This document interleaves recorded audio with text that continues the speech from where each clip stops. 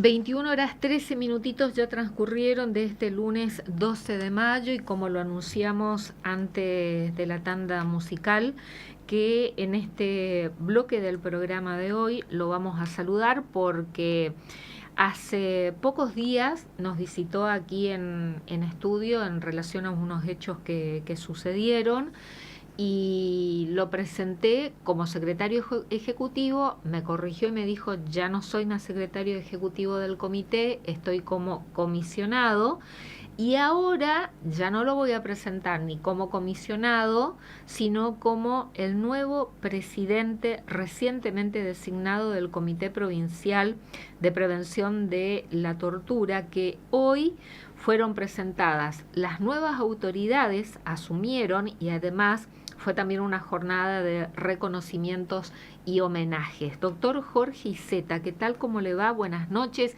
Felicitaciones, ya le digo todo junto. Buenas noches, Liliana, muchas gracias. La verdad que halagado, contento, porque es una aspiración que tenía hace tiempo. Me queda la vara altísima, que es superar el trabajo de don Ramón Leguizamón, el Moncho. Y sí, fue una jornada emotiva porque cumplimos 10 años.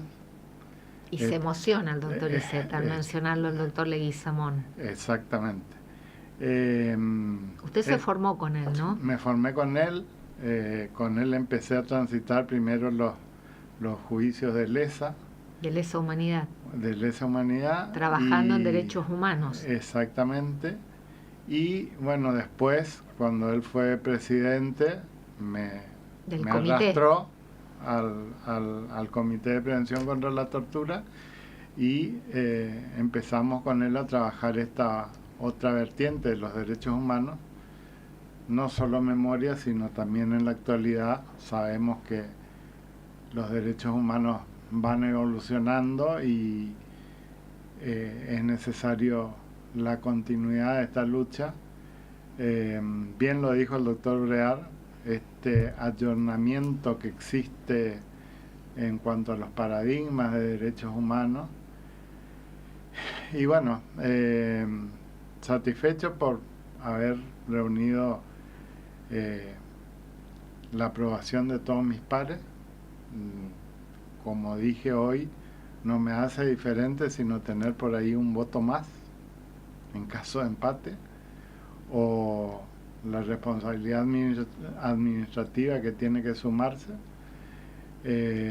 También en el momento se recordó la idea generadora del comité acá en Corrientes, que la trajo, yo me permití llamarlo un loco lindo, el doctor Bosch. Y bueno, él trajo la idea, Mario Bosch, chaqueño, lamentablemente fallecido, joven, un referente de derechos humanos. Y fue el impulsor de todos estos mecanismos, inclusive mucho antes de que el gobierno nacional decidiera impulsar lo que había creado por ley. Mario lo hizo en su provincia y arrimó la idea al doctor Chaín, a Mari Mansutti, Mari Falletti de Mansutti, y al doctor Brear, y entre los dos impulsaron esta creación. También estaba la diputada Sonia López en ese momento, y bueno, nos embarcaron en este trabajo arduo que es luchar por las personas privadas de libertad en todos los ámbitos, y que después nos fue abriendo otras perspectivas de derechos humanos, lo que conversábamos la semana pasada, el tema del consumo, que por ahí algunos critican y dicen que no es nuestra métier, pero a nosotros nos interesa. Consumo problemático, estamos hablando de sustancias tóxicas. De sustancias tóxicas. bueno, el desafío es muy amplio. También lo dijo Noel hoy, que cuando ellos hicieron la ley desoyendo las recomendaciones del Comité de Naciones Unidas, ellos decidieron hacerlo con una composición mixta política y con organismos de derechos humanos, porque creían que iba a fortalecer el mecanismo, y efectivamente fue así. Tuvimos varias participaciones en las que los legisladores y el doctor Chahín por el Poder Judicial nos dieron una mano importante. Es que es necesaria también involucrar a los distintos estamentos del Estado, ¿no? De los poderes que integran el Estado, como es el caso del Poder Judicial, en la persona de un ministro del Superior Tribunal de Justicia, como es el doctor Alejandro Chahín, y después legisladores involucrando al Poder Legislativo. ¿Y el Ejecutivo está representado también? También por el secretario de Derechos Humanos de la provincia. Bueno, pero en este caso Manuel Cuevas. Exacto, pero bueno, el desafío que asumimos los nuevos comisionados es que el comité se ponga los pantalones largos y podamos avanzar en una... Y las polleras también, en caso de las mujeres. También en una composición únicamente por parte de la sociedad civil, para controlar justamente los poderes del Estado encargados de las personas privadas de libertad, al Poder Judicial, al Poder Ejecutivo, y las leyes que podamos ir proponiendo para mejorar esta situación. A través de la pantalla, a través del streaming por el canal de YouTube de Radio Sudamericana, recién estábamos compartiendo unas imágenes de lo que fue la jornada de hoy, ¿no? Creo que fue en el Salón de Acuerdos del Poder Legislativo, sí. Y estuvo presente el vicegobernador Pedro Brayar Pocar. Exacto, bueno... ahí estamos viendo en este instante cuando le entregan, creo que un reconocimiento al doctor Ramón Moncho Leguizamón, sí, como es conocido.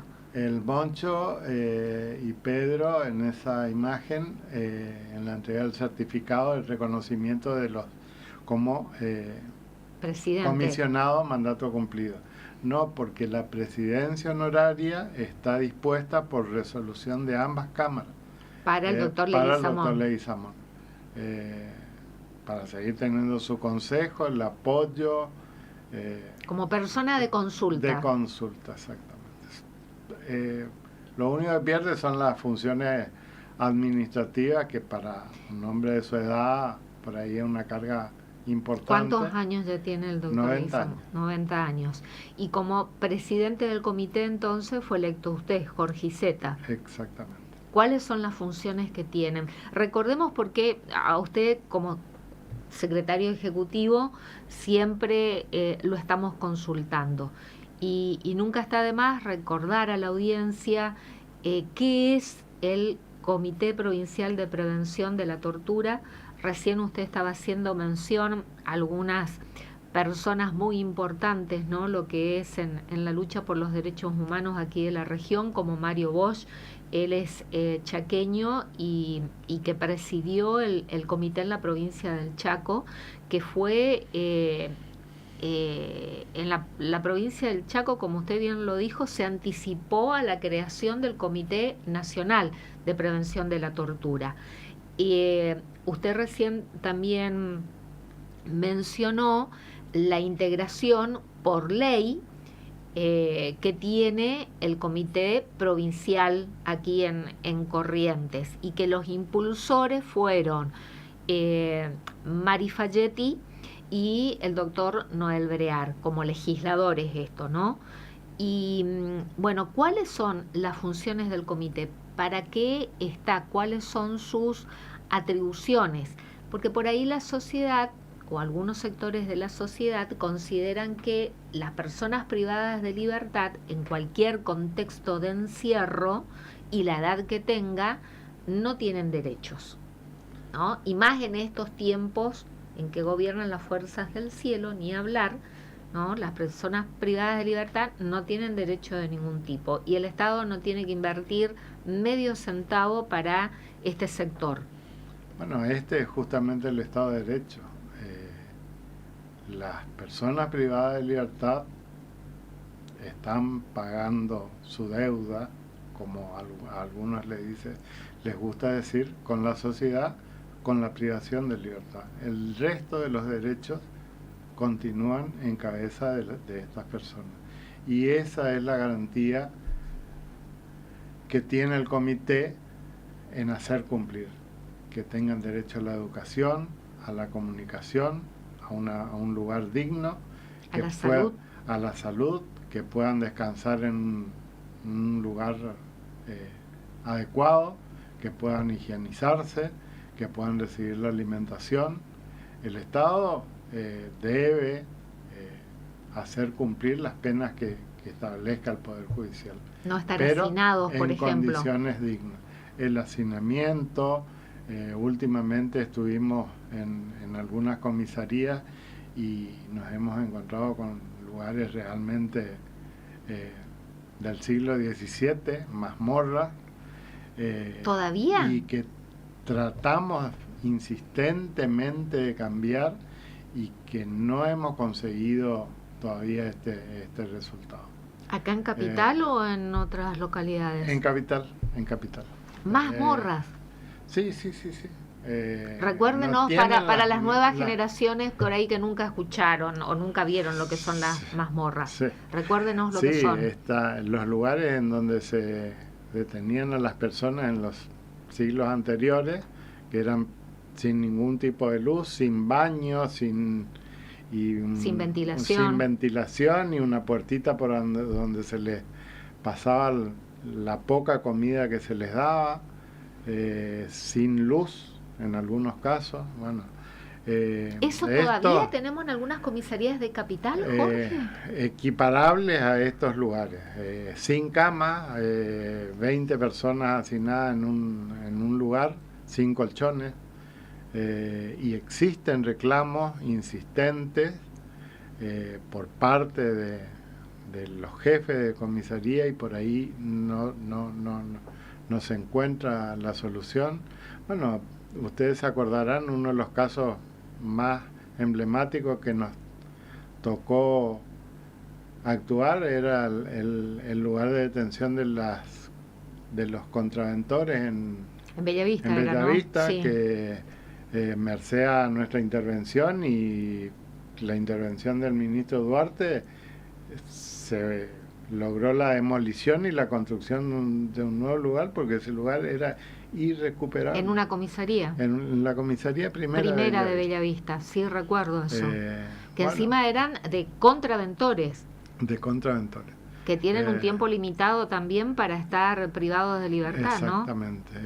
¿No? Bueno, seguimos encontrando lugares así en la provincia, indignos, y bueno, las otras competencias que tenemos, nos sorprendió gratamente en la última inspección al hogar de ancianos y al hogar de Domingo Savio, al dispositivo residencial Domingo Savio, un cambio en la mirada que se tiene sobre estos lugares. El centro de contención juvenil sigue dependiendo del servicio penitenciario, una lucha que lleva años y no la hemos podido conseguir, pero seguramente está en la agenda. Está en la agenda. Además, esto está recomendado también por organismos internacionales, ¿no? Y la Defensoría Nacional de Niñez y Adolescencia también tuvo una intervención. ¿Qué es, para las personas que no conocen, el Centro de Contención Juvenil? ¿Qué es? El Centro de Contención Juvenil es donde se alojan una mezcla entre un lugar de institucionalización y una prisión para menores. Para menores de edad. Para menores de edad. Varones. Varones. No está en pésimas condiciones. Este lugar fue recuperado porque en su momento se creó ahí en el hospital de campaña para las personas privadas de libertad. En épocas de pandemia. En épocas de pandemia. Luego, merced a gestiones del mecanismo, se recuperó el lugar para las personas privadas de libertad. Hoy hay una sola persona privada de libertad por conflicto con la ley penal. Claro, son para menores de edad en conflicto con la ley penal. Exactamente. Que está en San Cayetano, en un predio continuo anexo a la unidad penal número 6. Exactamente. De procesados. Y bueno, lograr este cambio y que el DIPNA se haga cargo de este centro de contención juvenil. Es decir, que dependa del Ministerio de Justicia y no del Ministerio de Seguridad, que no esté dentro de la órbita del servicio penitenciario. Exactamente. Ese es el cambio objetivo que deberíamos conseguir a través de los dos ministros, la voluntad política de hacer este traspaso y con todo lo que significa personal, cambio de formación por parte del servicio penitenciario, si va a quedar en la custodia externa del lugar o no.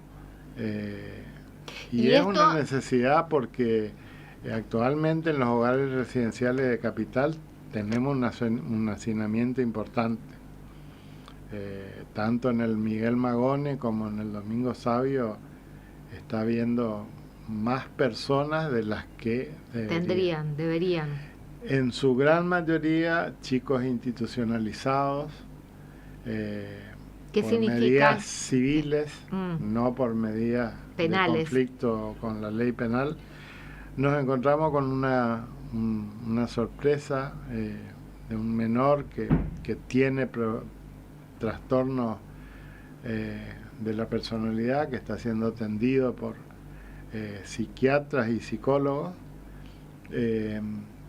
que está alojado hace un tiempo bastante largo y fue tapa de algunos medios en su momento, que está siendo realmente contenido. Se le tramitó una pensión que tiene el Estado Nacional y con eso se paga un tratamiento tanto médico como un tratamiento psicológico, y está en muchas mejores condiciones, y nos encontramos con la novedad de que en principio por la edad querían que vaya al otro centro que es el Magone, y ahora no quieren que lo trasladen.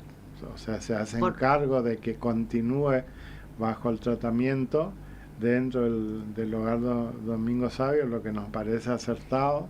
Para no cambiar el hábitat que lo puede perjudicar en el tratamiento de salud mental. Y aparte porque el Magone es un lugar, es un dispositivo residencial de puertas abiertas.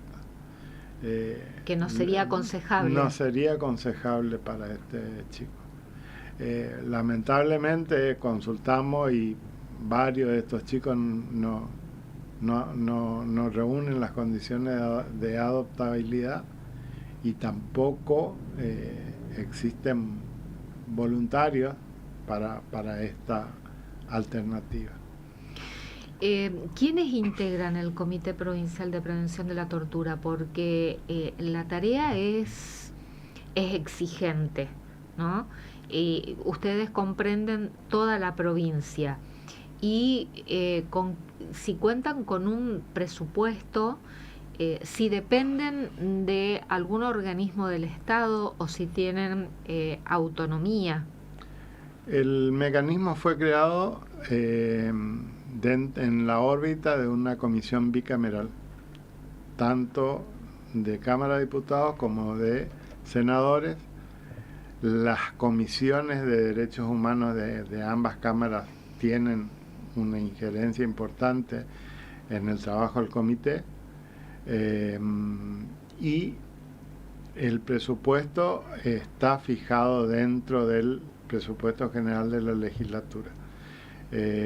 La administración de estos fondos sí depende de ambos presidentes. de la Cámara de Diputados y la Cámara de Senadores, es decir, no son un organismo autónomo. No, en el Chaco sí. En la parte económica únicamente. No tenemos independencia, no estamos sometidos a ningún... A la consideración, digamos, exactamente, de alguno de los poderes del Estado. Allí sí. En este momento, en el momento en que se creó el comité, justamente por algunas cuestiones administrativas, más que nada, que no teníamos personal, no teníamos presupuesto, se vio esta figura de depender de los dos. Cuando se obtuvo el presupuesto, partidas dentro del presupuesto general de la provincia, partidas destinadas para el funcionamiento. Específicamente para el funcionamiento, y sí es el comité quien designa el personal, cómo se hacen los gastos. La rendición de cuentas se hace ante el Tribunal de Cuentas de la provincia como Comité de Prevención de la Tortura. Únicamente la administración lo que hace es girar los fondos al área contable del comité y a partir de ahí. ¿Y tienen sueldos asignados? Exactamente, hay sueldos asignados a los asesores y el personal en general. Pero para los comisionados, para los comisionados una carga pública. O sea, supongamos el senador, claro, los que integran como parte del poder legislativo, ejecutivo judicial no, y el resto los contratos que estaban vigentes se mantienen. Y estamos viendo cómo articular en el nuevo presupuesto la remuneración para los comisionados. ¿Quiénes son los comisionados? Además de los dos, los integrantes del Poder Legislativo, que creo que es un diputado y un senador por parte del oficialismo, bloque mayoritario, y un diputado y un senador por parte de la oposición. Ya mencionamos el integrante del Poder Judicial, que cae en un ministro del Superior Tribunal de Justicia, que en este caso desde el inicio estuvo el ministro Alejandro Chaín, y por el Poder Ejecutivo el subsecretario de Derechos Humanos de la provincia, que es el doctor Manuel Cuevas. El resto de los comisionados que representan a organizaciones de derechos humanos, ¿cuántos son y si tienen que estar representadas toda la provincia de Corrientes? Bueno, son 5 representantes por las organizaciones sociales de derechos humanos. La ley no establece de dónde tienen que ser cada uno de los representantes, pero desde su creación fueron organismos del interior y de capital. De capital siempre fueron 2, porque la mayor población de personas privadas de libertad está en capital. ¿Y los otros 3? Y los otros 3 representan a Paso de los Libres, el doctor Oscar Tobani, José Manuel Vázquez, de la Casa de Derechos Humanos de Curuzú-Cuatiá, y Lisa Monjes, de MEDES, que es de Goya. Entonces, Curuzú, Paso de los Libres, Curuzú y Goya, 3 comisionados por cada una de estas localidades, que además de 2 comisionados o representantes de organizaciones de derechos humanos de capital. ¿Quiénes son los 2 de capital? La doctora Sofía Domínguez, por el galpón del Regimiento del 9. El espacio de memoria. El espacio de memoria, y quien les habla, y hoy presidente del... Elegido por el cuerpo, por los miembros. Cuerpo, exactamente. Bueno, en estos 10 años que ya lleva de existencia el Comité Provincial de Prevención de la Tortura, creado por ley en la provincia de Corrientes, ¿han visto avances? Porque tienen que trabajar con la policía, con el servicio penitenciario, por ejemplo, con el Hospital de Salud Mental? Sí, para nosotros y sobre todo para el doctor Leguizamón siempre fue poco, pero uno se pone a hacer una retrospectiva de estos 10 años y se han conseguido logros importantes, como ser, por ejemplo, la refacción de la alcaldía de Goya, que sí era una auténtica mazmorra porque estaban los subsuelos, sí. Se bañaban con una manguera, no tenían baño, y esto increíble, el Poder Ejecutivo escuchó, llevó 2 años la refacción, pero se logró hacer una unidad, y ahí se convirtió en una unidad del servicio penitenciario que está en Goya para procesados. También en su momento las unidades de paso de los libres, que se logró con la reforma, la reforma de unos galpones que pertenecían al ejército y con inversión de la provincia. La unidad 1 que fue trasladada, no sé si fue un logro o no, pero ¿por qué? Sí un adelanto importante en el cambio el comité nunca fue escuchado para la construcción de la unidad 1, del nuevo complejo penitenciario. En la y teníamos algunas recomendaciones de la arquitectura penitenciaria para mejorar, y bueno, se hizo esta unidad con una inversión muy grande, importante, con una mejora importante para las personas privadas de libertad, pero no necesitábamos una cárcel de máxima seguridad, sino, como siempre dice el doctor Chaín, mediana seguridad y baja seguridad, como es, por ejemplo, ampliar el complejo de la granja o unidad 4, de la granja Yotay sería. La granja Yotay, para que las personas puedan ir reincorporándose paulatinamente a la vida en sociedad, y esto se logra a partir de eso. La semilibertad, nunca hemos tenido problemas en la unidad 4, ni de personas que se hayan querido escapar. El trabajo es constante, y le faltan mejoras. Quizá con un poco menos de inversión se hubiese logrado mejores resultados. Ahora como presidente, ¿qué está en agenda, Jorge? Si bien es muy reciente, pero bueno, ¿qué está en agenda del comité? Esencialmente es la parte de menores, y como dije al principio, creo, aunque no sea nuestra métier, consumo problemático. Hacernos escuchar en el sentido de que necesitamos un centro de rehabilitación de personas en el consumo problemático. El caso Barlet fue un caso bisagra para nosotros en esto. ¿Cuál caso? Este tema, Barlet, el de Goya. El de Goya.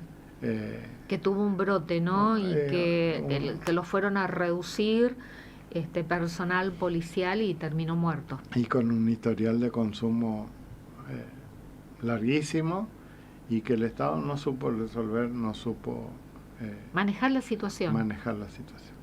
Lo redujeron y lo golpearon. Y ahí se ve el consumo. Y esto del consumo lo vemos semanalmente en todas las reuniones. Siempre hay en el interior algún caso relacionado con el consumo. Ahora tenemos uno en Montecasero. Que son hechos que más bien tienen que ver con la salud. Con la salud y no con la seguridad. Exactamente. Pero que la policía se ve obligada a actuar y no siempre la manera en que interviene es la adecuada. Sí. Tal vez porque le faltan instrumentos en la formación policial para el manejo, ¿no? Tener un protocolo de actuación que en eso están trabajando. Exactamente. Pero estos casos graves de consumo problemático no se solucionan con la privación de libertad. No, y con golpes tampoco. Mucho menos. Ni con la aprehensión, ni con represión. Jorge, y se tiene instalado el concepto, y yo creo que es la realidad, ya adelanto una opinión, que las cárceles están llenas de pobres. Sí. De marginados. En esta problemática que nosotros hablamos de contraventores, de esta comisaría a la que hago referencia. ¿En Bellavista? No, acá en Capital también. Ah, la de Capital también. Esa que todavía tiene... lugares no adecuados. Que parecen del siglo XVII. Exactamente. Estos lugares los recorremos constantemente con mayor asiduidad porque tenemos referencia de un gran número de detenciones, y cuando vamos a este lugar lo que encontramos es gente en situación de calle, no justamente con problema porque con la ley penal, sino esta figura, por ejemplo, del merodeo, y sí, capaz que tienen que pasar, o lo vemos todos los días, por la calle, la basura. Es porque no tienen un lugar.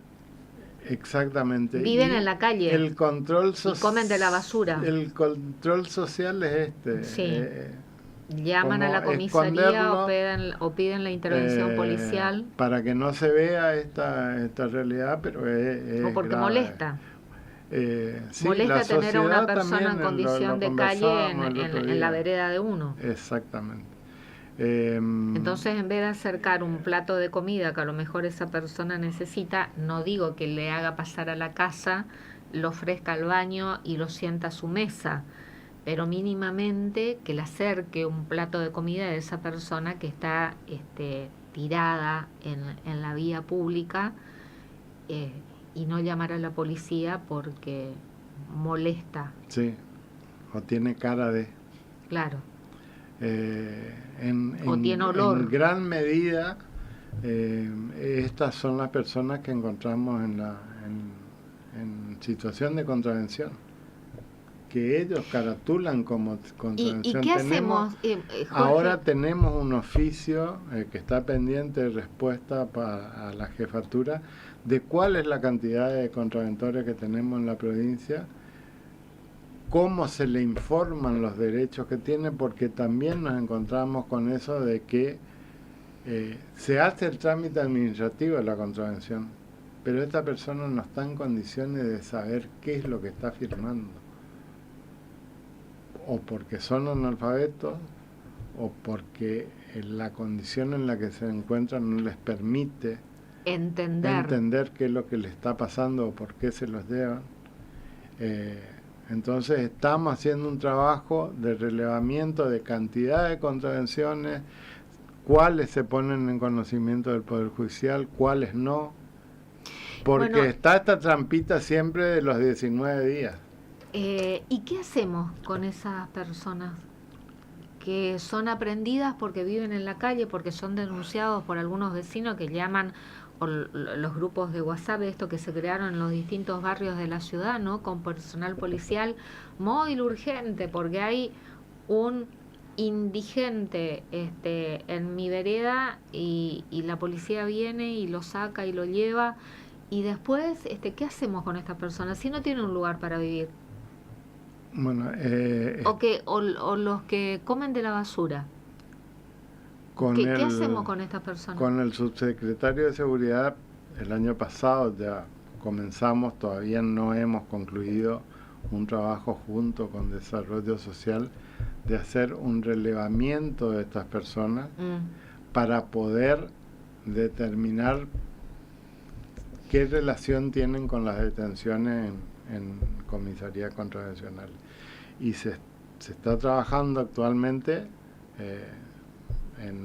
seguramente en unos días va a estar terminado, una presentación ante la Corte Interamericana de Derechos Humanos sobre el Código Contravencional. La está trabajando el doctor Facundo Leguizamón, que es constitucionalista, vicepresidente del colegio, y el hijo del Moncho Leguizamón, para hacer una presentación seria, y el comité la va a acompañar a la Comisión Interamericana de Derechos Humanos sobre el Código Contravencional. Lo mismo en la consulta anterior, que fue a raíz de las observaciones que ustedes hicieron por la comisaría que está en el barrio Pirayuí, por estas personas que ustedes constataron que tenían lesiones por apremios, una tenía creo que más de 20 impactos de perdigones de balas de goma.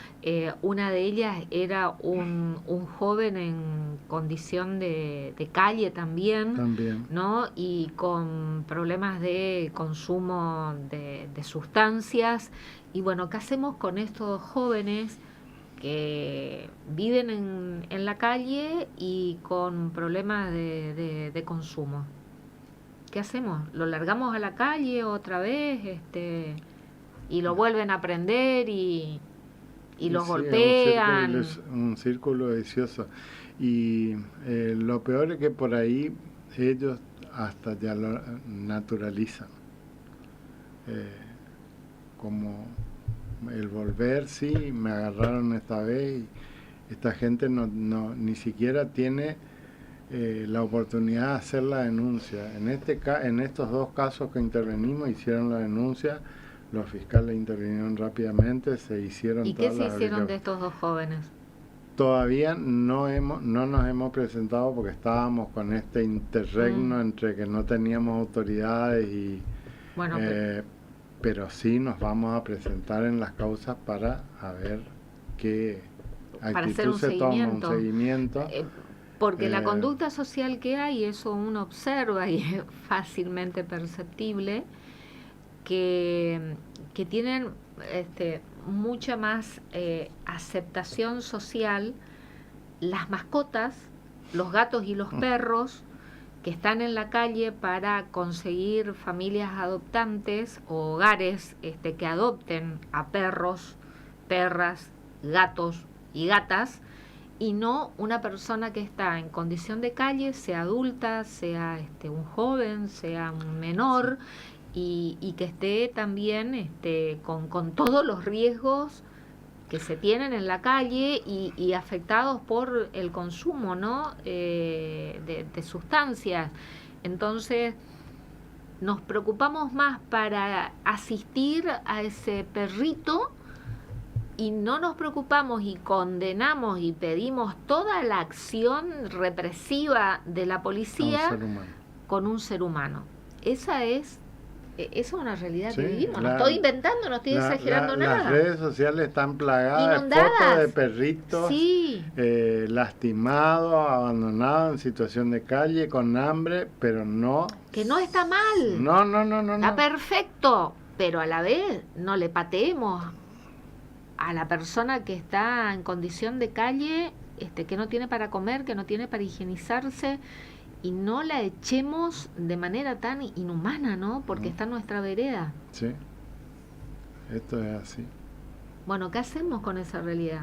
Y bueno, en principio tratar de que la solución no sea la prisionización de estas personas. Y en eso es lo que estamos trabajando con el subsecretario y Desarrollo Social para tener un censo y a ver qué oportunidades se pueden dar. Bueno, ¿dan abasto, digo, con todos estos temas? Porque también tenemos que educar a la sociedad, ¿no? Sensibilizar a la comunidad. Hoy, justamente en el acto de Asunción, el doctor Brear, que es miembro de la Comisión de Derechos Humanos, Noel Brear, en la Cámara de Senadores. En la Cámara de Senadores se comprometió con el senador Diógenes González a que el presupuesto del comité sea mejorado justamente en aras de tener mayor capacidad para abarcar toda la provincia. Sí, y también en trabajar en la concientización ciudadana, ¿no? Porque sí, son temas sensibles, ásperos, y cada vez hay mayor desaprensión para los seres humanos que están en este tipo o la criminalización de la pobreza. Porque las cárceles están llenas de pobres, los hacinados son los pobres, porque los señores y las señoras que cometen otro tipo de delitos no son alojados en las cárceles comunes, sino que tienen un tratamiento privilegiado cuando son privados de la sociedad. No se los mezcla con los marginados y el pobrerío en una institución de encierro, ¿no? Todos hacinados. Los señores y las señoras con cierto poder adquisitivo cumplen su pena con un tratamiento privilegiado. No estoy inventando, no estoy exagerando, esa es la realidad. Doctor Jorge Iceta, como siempre, a disposición para seguir dialogando de estos temas. Muchísimas gracias. Se nos terminó el tiempo del programa. Gracias, Liliana. Nosotros nos vamos, nos despedimos. Gracias a Francisco Acosta en la operación técnica, responsable también de la transmisión vía streaming por el canal de YouTube de Radio Sudamericana, donde queda el programa completo y cada una de las entrevistas realizadas. Gracias también a Felicitas Barbosa en www.radiosudamericana.com, actualizando toda la información en el portal más leído de la región. Nosotros nos vamos, nos despedimos. Esto fue todo por hoy. Será chau. Hasta mañana.